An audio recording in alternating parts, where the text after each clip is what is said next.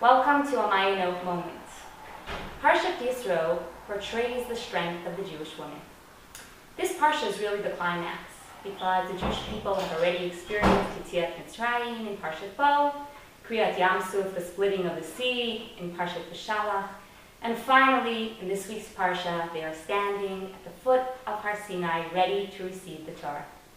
It's interesting that when Moshe was instructed to give over the Torah to the Jewish people, the verse reads, Ko tomar lebeit Yaakov, v'tagid libnei Israel. So you shall say to the house of Jacob, and so you shall tell to the sons of Israel. And the Midrash, of course, asks, why do we have this repetition of telling the Jewish people twice, just in two different expressions, Beit Yaakov and Bnei Yisrael? So the Mechilta explains that Beit Yaakov, Elu Hanashim, Beit Yaakov means tell it to the woman.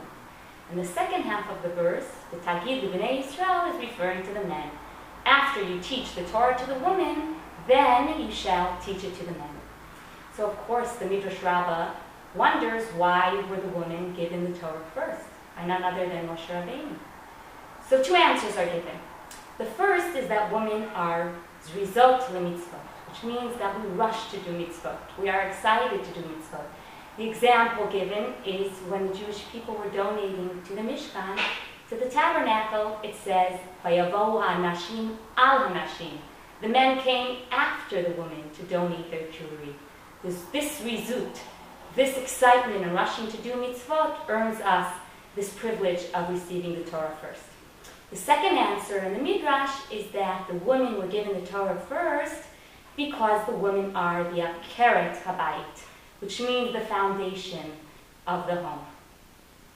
We are the ones that influence all the family members, be it the husband or children, everyone around us is influenced by the power of the woman.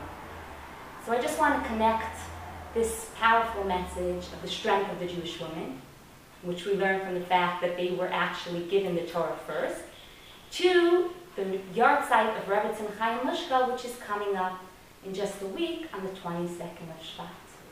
Because Rebetzin is a perfect example of an Eshet Chayil, a woman of valor, and a woman who shows us how to be a true Akeret Habayit, a true foundation of the home.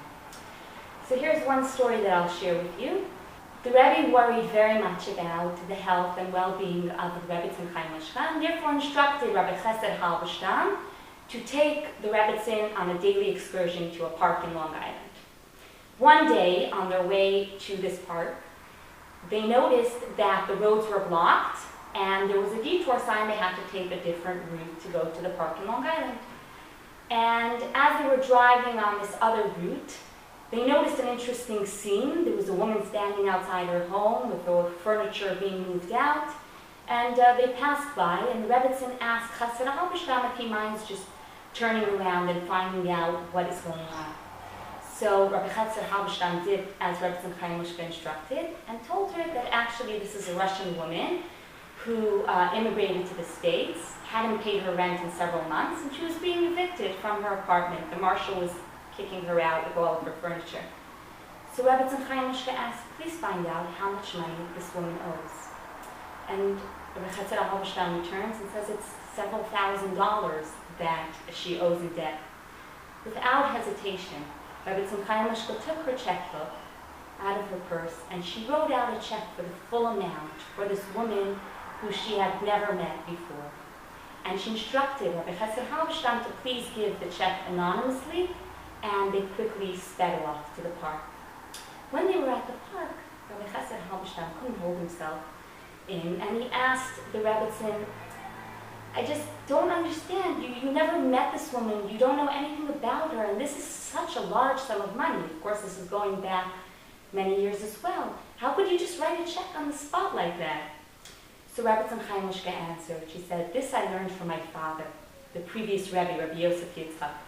He taught me that everything in life is a shkacha pratis. Everything we see, whoever we meet, wherever we are, it's divine providence. God has led us to this place and to this moment. So when we saw the detour sign on the way to the park, immediately my antennas were up. I was wondering why. Why is it that we are taking another route. And therefore, I ask you to return to the scene because I felt that God was leading us here.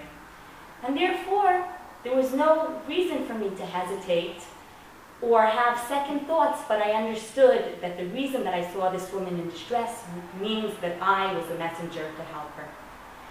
So I wish all of you Mayanot women out there that we should all have this strength of the Jewish woman who left Egypt and the strength of our Rebetzin to exhibit this kindness, this belief in God, and to feel God leading us every moment in our lives.